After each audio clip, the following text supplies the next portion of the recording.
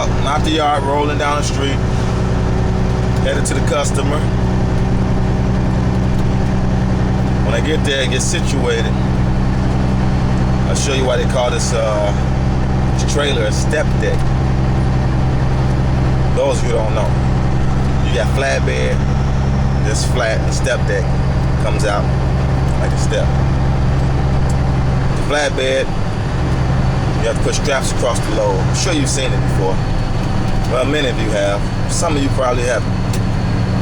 You know. Before I started driving trucks, I didn't really pay much attention to them neither. I never really thought I was gonna be a truck driver. I never dreamed about it or nothing like that. This wasn't one of my lifelong dreams. It was something I got into. I used to drive a school bus. That's how I got into driving. My brother used to drive a school bus.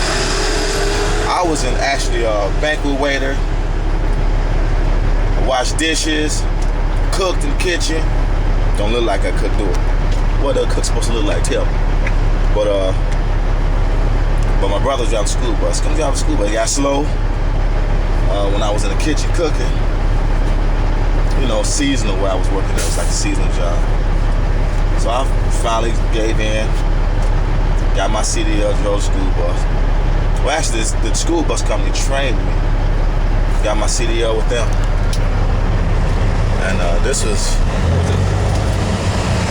I gotta think, a long time ago. Many moons ago. Probably 95, 94, 95. 94. Yeah, it was 94. 1994. See, it's a long time. That's when I first got my CDL. It was a Class B CDL. Well, it was a BC. With a BC CDL, you qualified to drive like school bus. You can drive like a UPS van, FedEx van, those size. It's like the B is for a certain weight of vehicle. You know, you could drive a city bus with a Class B. I didn't have an air brake endorsement at that time. But and the school bus I drove was automatic, so I wasn't shifting any sticks or nothing like that. I didn't learn that till I got my Class A CDL, which you need a Class A CDL to drive tractor trailer. You know, combination vehicles over 80,000 pounds. And I had a whole bunch of jobs. Now, I have to say I had a whole bunch of jobs because it seemed like I'm not stable, which I guess I ain't stable because, you know, get slow and I leave. I gotta go. I gotta pay my bills. So I go get another job. Anyway, that's the pattern that I'm changing. You know, can't keep bouncing around. You know, comes a point in your life where you fed up. And not only am I fed up, employers gotta be like, is this guy gonna stay or what? You know, it's like a risk. Why go through the trouble of training somebody that, you know, they ain't gonna be there. But you can't pay your bills, you know. You know, that's how you feel. You gotta make a move though. A lot of the moves that I made, I really didn't have to make. I was just young, and you know,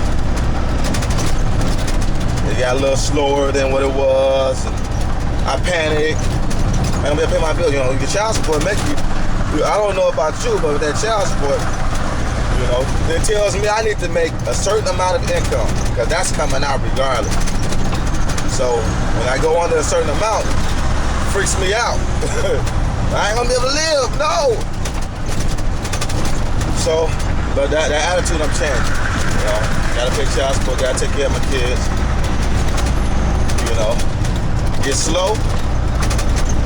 I'm just hanging in there. You know, I'm riding it out. I mean, it's slower right now than it's ever been in any other job I've ever been. But that's because the economy took a nosedive. Before, the economy hadn't even took a nosedive. And when I say slow, before when I was all going crazy, I don't mean like not getting 40 hours slow. I was just used to getting all that overtime, and I suddenly want to get the overtime. Like, I'm gonna live. Try and live off your 40 hours a week. That's what you try and do. Anything more than that is extra, a bonus, and you need to see it as such. That way, when it gets slower, you won't panic and go through a major crisis and think you gotta quit your job that you really like and get another job which you're gonna start out making, getting hours, getting a bunch of overtime. Then, I mean, companies not in business to give you overtime. They're in business to make a profit. You know, if the overtime is there, you know, that means the work is there, but when it ain't there, it ain't there. You know, their job is to cut the expenses, not add on expenses. You gotta realize that. So I'm older, 37. So my way of thinking is much different. I handle things a lot better. Like I said, I've been at this job about a year. Well, I started in February, okay, of last year. So, a year and 2 months I've been here. And I'm not going nowhere. The economy crashed. I'm not leaving this job. He gonna have to put the chains on the door for me to go, I'm telling you. All them jobs, all it's been about is trying to find a place that I can call home. Find a place that I could be at. You know, feel like I want to be there. You know, you feel like you just want to feel, what's the word I'm looking for? Appreciated. Sometimes you just want to feel appreciated at work. You know, then some jobs out there, you know, you're lucky to have a job. That's the attitude that the company displays. You know, well, yeah, you're lucky to have a job, but at the same time, you know, you like to know, you know, you're doing a good job, even though sometimes you might even know you're doing a good job, but you like for it to be acknowledged by your employer once in a while, in the form of a bonus, maybe, you know, or, you know, a raise or something, not just they only notice it when you call in. You know what I mean? You call, where were you? You know, well, nah, not where were you, because you're going to call and leave a message, right? Or talk to somebody if you're sick or whatever. But I'm just saying, that's my point. You understand what I'm saying? We all human beings. We have feelings, right? But you got to work, you know? So sometimes you can't get caught up in all that. Go to work, do your job, do the best of your ability. You know, let it work for you, you know? So, more to the stories. I had a whole bunch of different jobs.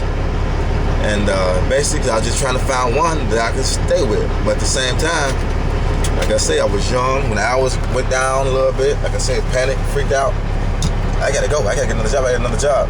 Now, right now, my hours went down, but I ain't going nowhere. I ain't going nowhere. Can you say nowhere? Nowhere. Say, the company gonna have to fold for me to leave. You know, if I do get a job, it'll be a part-time job to add on to this job.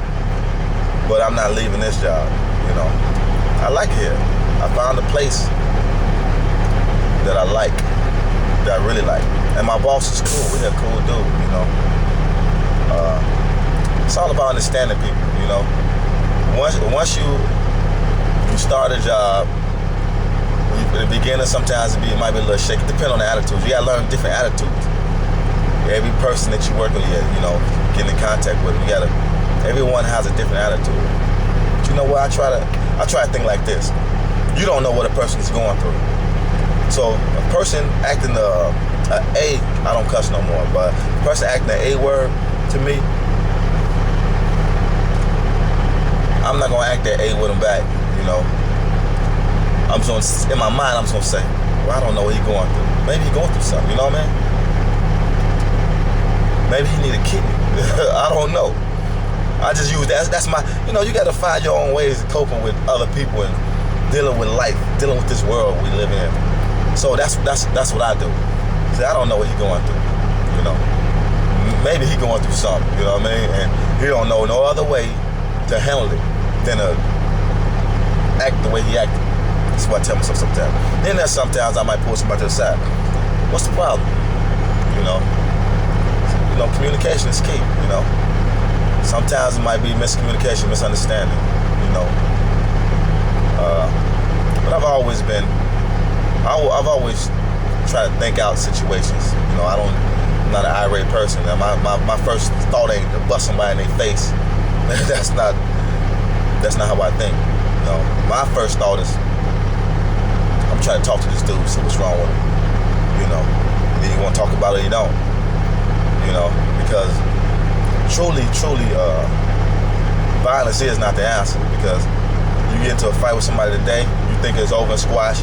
You walking down the mall with your girl, your family. He ain't forgot about the beating you put on him. He with his mob. They mob you and your family. I mean, people crazy these days, you know? So the best thing I say, avoid altercation altogether. So if they call you a punk, what's that? You know what I mean? I'd rather be a punk and not in jail than to be tough guy and locked up for the rest of my life for doing something to somebody. You know, because, you know, I just didn't like him, or we didn't get along, or he was talking about me. That's just senseless, you know. Young people think. Use your head and think out there. You know, prison's not a game. I've never been, but I know it's not a game. It's your boy Melly Mel. I'm signing off right now. I'll holler at y'all later.